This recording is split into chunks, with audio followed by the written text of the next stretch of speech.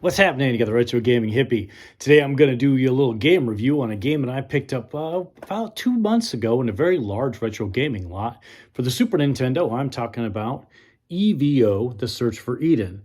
Now, I think this might have been released in the mid to late 90s. I'm not a Super Nintendo fan myself. I do, of course, keep the system in a few games, but I never really played a lot when I was a younger man. I prefer the older stuff like ColecoVision and Commodore 64.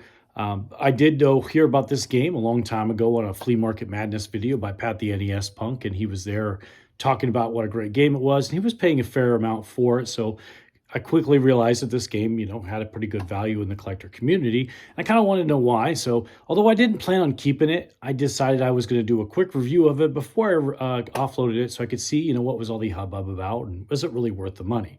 Now, I don't know how rare it is. It is developed by Enix Company, which I don't know if that's an offshoot of Square Enix, who does Final Fantasies, I believe, or Squaresoft, or maybe Enix and Squaresoft made Square Enix. Maybe that's why. It is a good game. It does have very good graphics. It has good sound. It has some pretty good gameplay. It can be a bit repetitive, it seems, at times. I don't really know if it has good replay value. I didn't play it that long. I just played it long enough to kind of enjoy the game and see, was it something I really wanted to keep, or is it better to pass on to somebody else? And well, for me, I'm going to pass it on to somebody else. So it does remind me of some games I've played in the past, like on the Dreamcast Seaman, which is a fantastic game. If you haven't played it, I highly recommend that.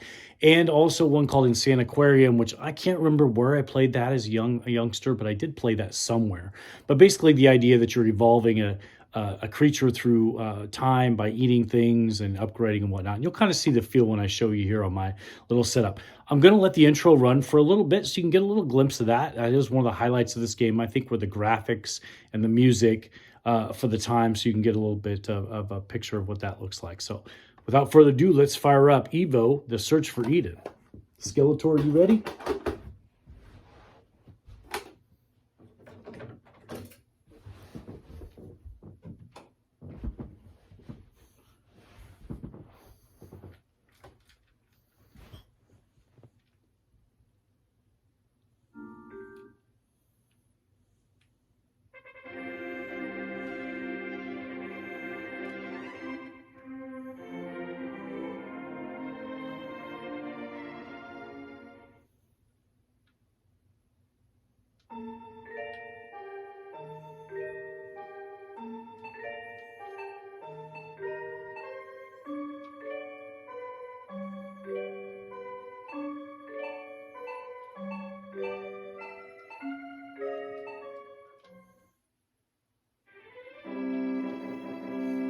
So there are world maps that look kind of like Super Mario 3 in a way to me.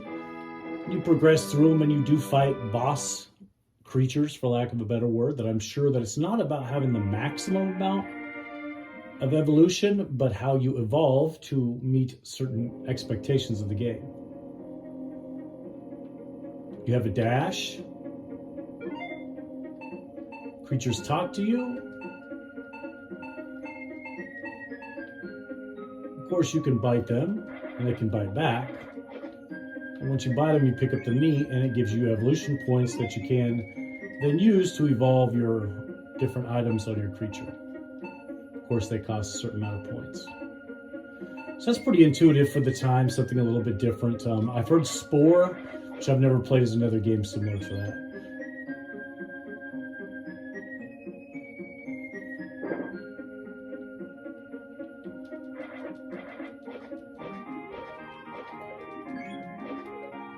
The music does vary from level to level or screen to different screens, so it never feels too repetitive. However, like most games in this era, I tend to put on something background-wise like music, or maybe even a background YouTube video on gaming that's playing in the background, because the music does get a little repetitive over time. And there is a certain amount of grinding involved in this game to evolve.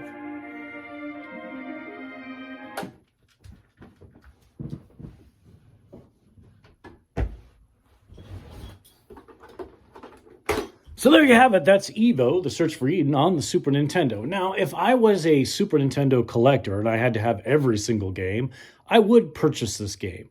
But if I was just the person kind of wondering if I want to play it, I would purchase the game, give it a play, but I think you could turn around and probably resell it if you turned out you didn't like it for pretty close to what you paid for it at the time. So it's probably a pretty fair game to buy in that aspect. But if I was a casual gamer and I just wouldn't put out a bunch of money for a game like this, as intuitive it is and neat as it is, it's just not that great. So there you have it.